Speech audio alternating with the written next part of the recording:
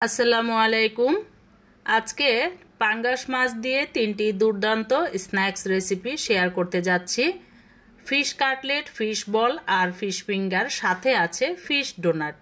একসাথে এই 3 থেকে 4টি ভিডিও আমি আপনাদের সাথে শেয়ার করছি একদম সহজ উপায়ে।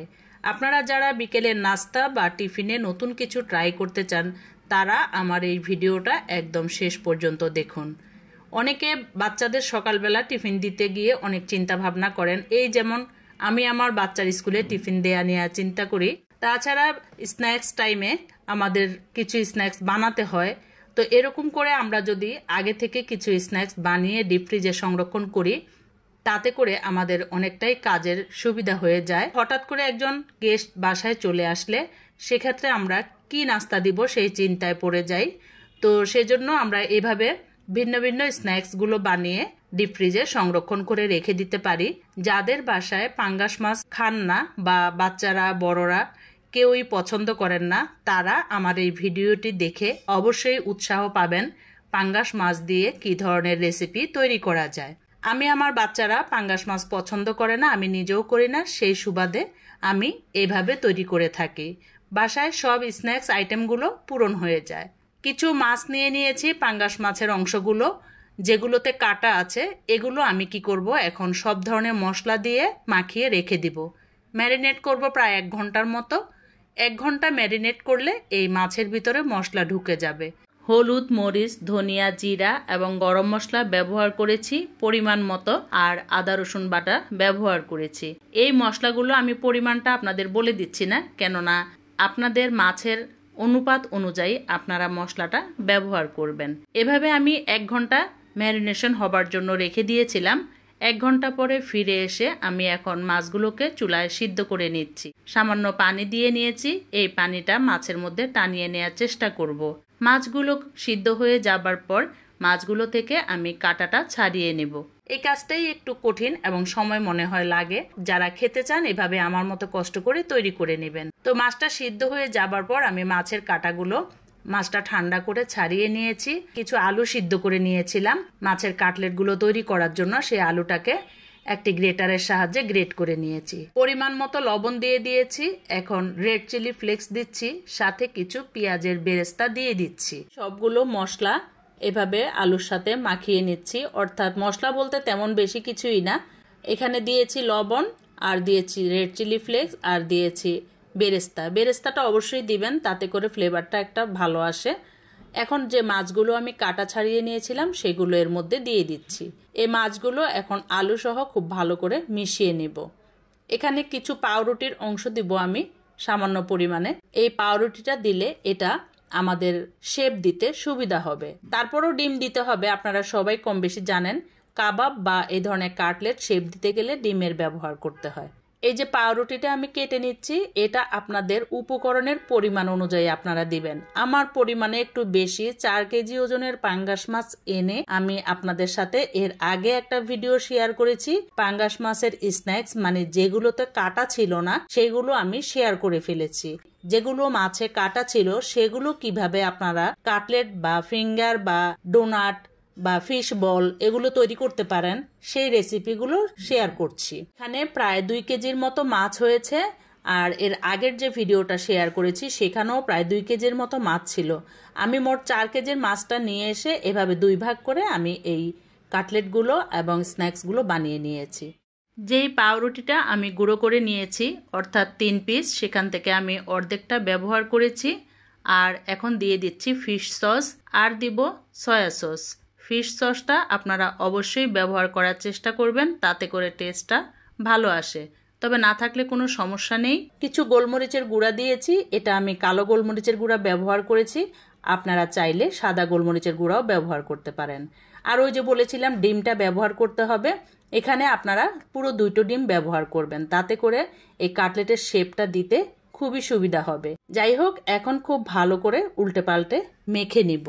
যাদের বাসায় কেউই পাঙ্গাস মাছ খান না তারা অবশ্যই আমার মতো এই রেসিপিটি তৈরি করে পরিবারের সবাইকে স্ন্যাক্স আইটেমগুলো তৈরি করে দিতে পারেন। কিছু ময়দা এবং কর্নফ্লাওয়ার একসাথে মিশিয়ে নিয়েছি, সাথে আমি কিছুটা রেড চিলি ফ্লেক্স দিয়েছি, আর এই কর্নফ্লাওয়ার এবং ময়দার মিশ্রণটাকে আমি একটু দুধ দিয়ে বেটার তৈরি করে নিচ্ছি। এটা কি কাজে ব্যবহার করব আপনারা অবশ্যই আমার পুরো ভিডিওটা দেখলে বুঝতে পারবেন।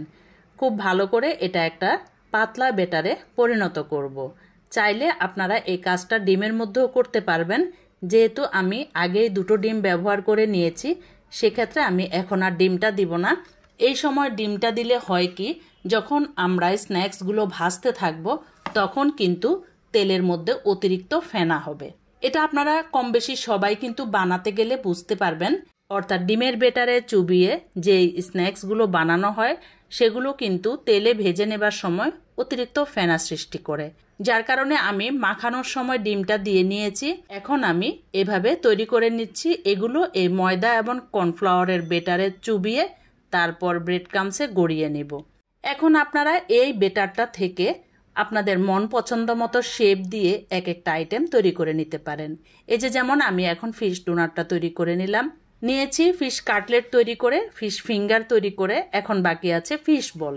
এই একটা বেটার দিয়ে আপনারা কিন্তু মোট 4টে বা 5টে এভাবে কাটলেট তৈরি করে নিতে পারবেন।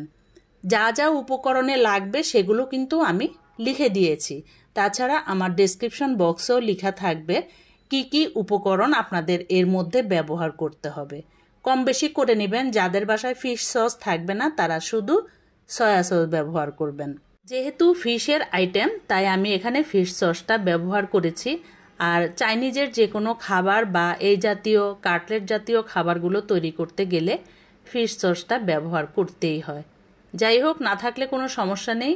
এই যে দেখতেই পাচ্ছেন আমি কিভাবে তৈরি করে নিচ্ছি। আমি এখানে 4টি উপায়ে তৈরি করে নিয়েছি: doughnut, fish ball, fish finger এবং ফিশ কাটলেট। আপনারা চাইলে এগুলোকে আরও ভিন্ন ভিন্ন শেপ দিয়ে তৈরি করে নিতে পারেন। আমার ইউটিউবার আপুরা কিন্তু অনেক ধরনের রেসিপি শেয়ার করে থাকেন, অনেক সুন্দর সুন্দর শেপ দিয়ে এগুলো বানিয়ে থাকেন। তো আমি একটু সহজ পদ্ধতিতে যেটা আপনাদের সুবিধা বেশি সেটাই কিন্তু বানিয়ে দেখিয়েছি। আপনারা যদি এর থেকে ইউনিক কেউ তৈরি করতে চান সেটাও পারবেন। আপনারা নিজের হাতের কারিশমা দিয়ে আপনারা তৈরি করে নেবেন। ওই যে আমি একটা কথা সবসময় বলে থাকি, রান্না হচ্ছে একটা শিল্প। এটা মনের মাধুরী মিশিয়ে রান্না করতে হয়। আপনার মন যত ভালো থাকবে আপনার রেসিপিগুলো তত সুন্দর হবে, তত ইউনিক হবে এবং ততটাই সুস্বাদু হবে।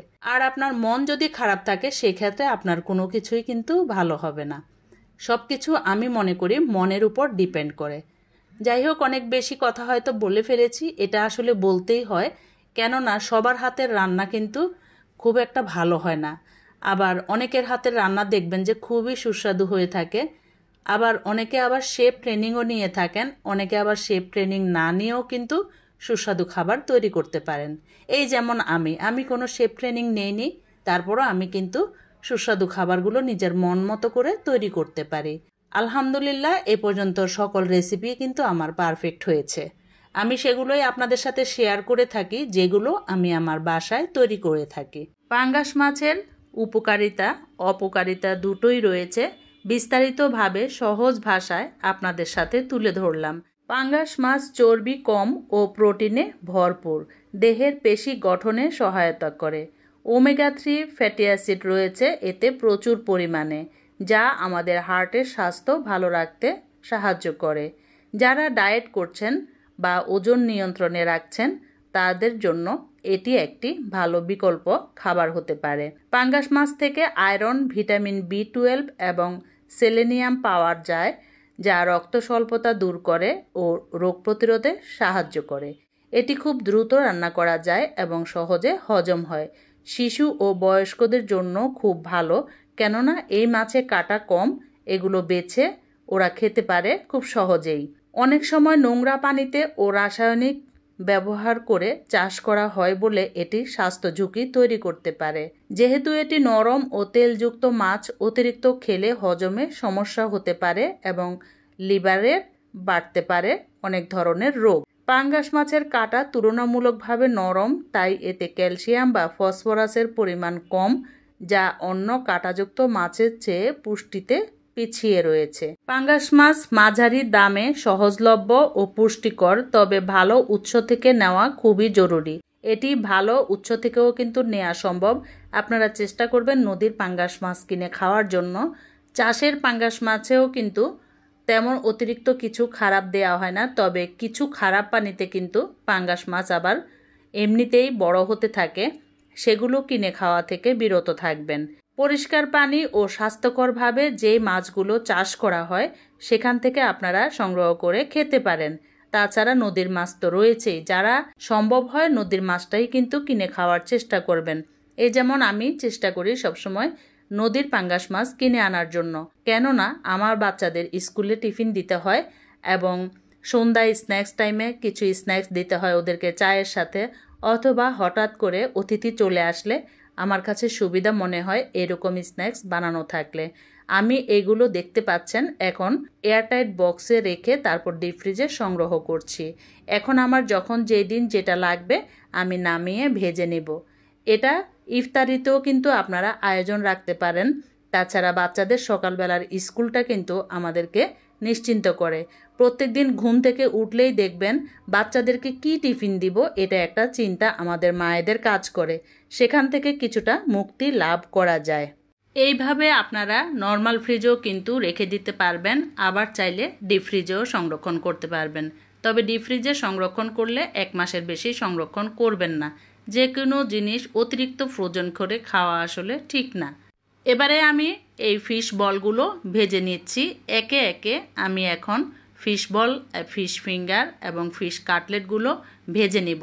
আমি কেন ভেজে নিচ্ছি, আমি এগুলো নর্মাল ফ্রিজে রাখবো, কেননা আমার বাচ্চা সকালে স্কুলে যাবার সময় খুব তাড়াতাড়ি যেন এটা আবার একটু ফ্রাই করে দেয়া যায়। তাই আমি পরিপূর্ণভাবে এটাকে ভাজবো না, মাঝারি অবস্থায় আমি ভেজে এই কাটলেটগুলো আমি নর্মাল ফ্রিজে রেখে দিব। চাইলে আপনারা এভাবে সবগুলো স্ন্যাক্স কিন্তু হালকা ভেজে, অর্থাৎ মাঝামাঝি অবস্থা ভেজে নর্মাল ফ্রিজে সংরক্ষণ করতে পারেন।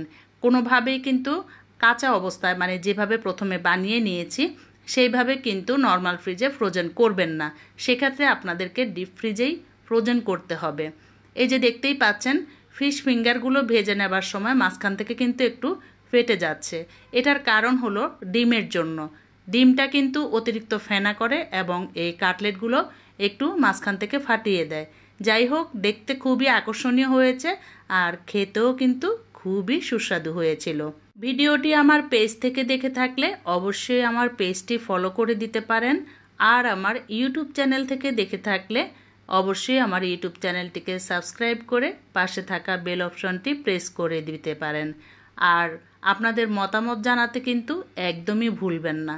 আপনাদের একটি মূল্যবান মতামত কিন্তু আমাকে অনেক উৎসাহিত করে পরবর্তীতে আরেকটা ভালো কন্টেন্ট তৈরি করার জন্য। আর আপনারা কী ধরনের রেসিপি আমার কাছ থেকে দেখতে চান আমার সাবস্ক্রাইবাররা অবশ্যই আমাকে কমেন্ট সেকশনে লিখে দিয়ে যাবেন। আপনাদের কমেন্টের অপেক্ষায় রইলাম। দেখা হবে পরবর্তী কোনো নতুন রেসিপিতে। সেই পর্যন্ত আপনারা সবাই ভালো থাকবেন আর আমার জন্য অবশ্যই দোয়া করবেন। আমি যেন আপনাদের পছন্দ মতো আরও নতুন নতুন রেসিপি নিয়ে সামনে আসতে পারি। আর হ্যাঁ, একটা লাইক দিতে কিন্তু ভুলবেন না। আপনাদের একটা লাইক কিন্তু আমার এই ভিডিওটা শেয়ারের কাজ করবে, অসংখ্য অসংখ্য দর্শকের কাছে আমার এই ভিডিওটা পৌঁছে দিতে পারে। ভিডিও আসলে বুস্টিং করার প্রয়োজন হয় না যদি আপনাদের ভালোবাসা থাকে। আপনারা অবশ্যই আমার এই ভিডিওটি একটি লাইক দিয়ে মূল্যবান মতামত জানিয়ে যাবেন। এক ভিডিওতে আজকে 4টি রেসিপি দেখিয়ে দিলাম, আশা করছি আপনাদের কাজে আসবে। দেখা হবে পরবর্তী কোনো নতুন ভিডিওতে। সেই পর্যন্ত সবাই ভালো থাকবেন। আল্লাহ হাফেজ।